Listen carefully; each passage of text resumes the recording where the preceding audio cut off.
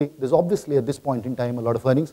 I do take the point of Mr. Ghosh, who made earlier, that fees are rather large, and I will talk about that slightly later, and some trends we see on the fee side too. But that's just the only perspective we wish to give you from a global thing. So there's scope, there's growth, and it's what we make the best of it. The other one, of course, is institutional participation. Much was spoken about, and we see the trend happening globally. Okay.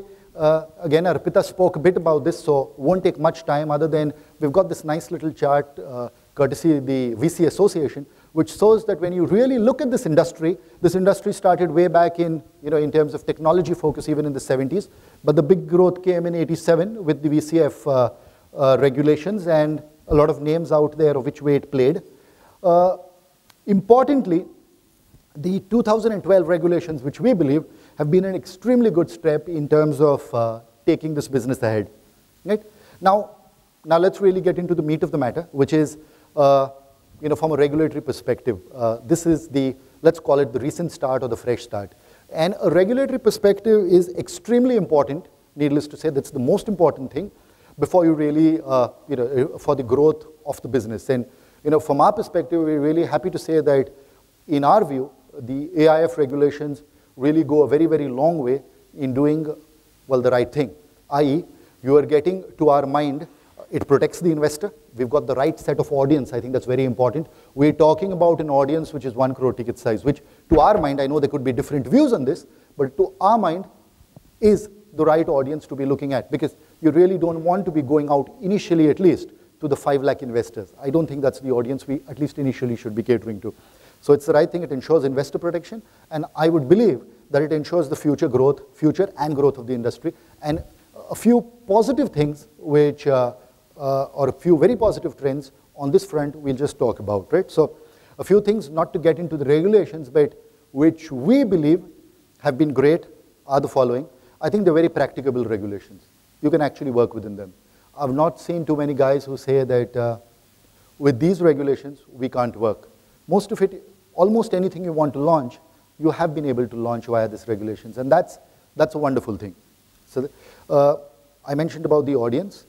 In terms of the asset coverage, it covers just about everything. So of course, whether a regulatory overlaps is a separate story, and we can touch upon that slightly later.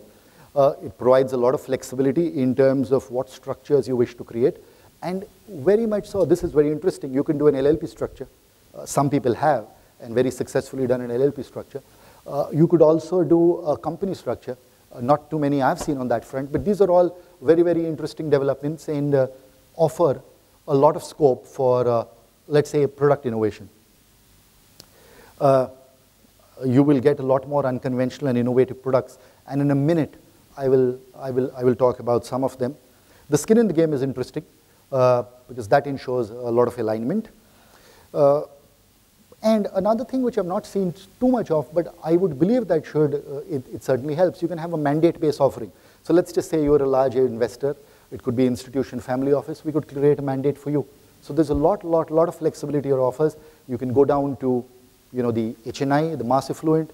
You can cater to institutions with select mandates. You could do any structure, company, LLP, trust. You could do most asset classes. So that's really wonderful. To our mind, these regulations has been extremely well received. And let me just tell you about how they are. As of quoting from the SEBI website, there are 77 registrations which have been got until September of 2013. I suspect that number is higher now. And many funds have got launched. What's most interesting is, and I've just skipped to this slide and I'll come to it later, I've just, without getting into the names of who has offering what fund, the type of funds which are out there and offering, and this is precisely the point which I was making. Look at the range of offerings which you have out there. You've got a GEMS fund. You've got a social venture telecom fund. You've got a semiconductor fund. You've got an alternate energy fund. Well, other than I'm not referring to the standard, boring, now well-established real estate and credit opportunities funds. Look at you've got a film fund out there, right? And you've got approval for that. So I think it's extremely positive from a regulatory perspective The regulator has been extremely, I would say, forward-looking in coming out and approving a lot of these funds. And what is wonderful is, of course, that a lot of the industry has been looking at innovations such as this. And when you look at it, to my mind, this is an extremely impressive list, which is, and just think of this, this is a little over we're in probably a year and a half of the regulations. And a lot of this has really come through. So that's wonderful.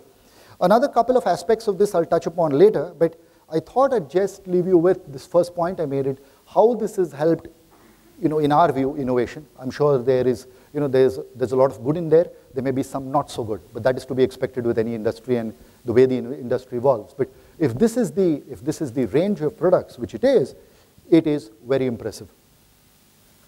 Okay. Of course, there are some areas where further could be done, which is, there are obviously areas where the securities regulator doesn't completely control, so there could be an issue with commodities or in the area of commodities wherein, wherein more clarity would be welcome. Similarly, there are issues in tax which would require clarification, and I'm sure all of us would love it if we could attract offshore investment into AIFs, which is at this point ambiguous, right? So that's pretty much of where the regulations leave us with. So suffice to say, at this point in time, I think we've got a good regulatory framework. We've got a wonderful regulatory framework, really, and I think it sets the stage for a lot of now what the onus in that sense is upon us as wealth managers and as investors or investment managers to really go out and create the appropriate offerings for our investors. Okay, a few things here. I'm sure all of you know it, but just to put this in perspective, that this is both, a lot of which we've seen local, and these are actually all these funds which have been done local. So look at the width of it. You've got everything from, we've not yet seen a REIT, but REIT-like structures have been there. You've had people launch hedge funds here, long-short funds, absolute return funds. You've seen quant, you've seen them on quant, you've seen them on fundamental. You've seen, gold funds has certainly been there, and gold funds have been traditional through the MF platform. You've seen a gem fund I mentioned. You've seen pipe, you've seen just about everything. So a wonderful range of products. Okay, I thought I'll just spend some time taking all of you through three perspectives from three sets of audiences. One is the investors, which is the most important audience out here because it's investors who give us all a livelihood. And then from the wealth managers and investment managers perspective. So what does this mean from an investor's perspective? I think a few things which are very important from an investor's perspective, why they probably would gravitate towards this asset class are the following. One is the focus on absolute returns, because I've not seen too many benchmark-led alternate investment funds. So when you look at an absolute return fund, that makes sense to investors, because now we're talking to most investors real return. I'm sure all of us who've been involved with markets, which is all of us, investors don't get any joy when you say the market's down 30% and I'm down 15, so I've done wonderfully, which you have, but from an investor's perspective, he's probably not too happy. So absolute return certainly helps. That's something which has worked the challenge, right? For wealth managers itself. And you've seen, I think you're going to have some mishap or the other.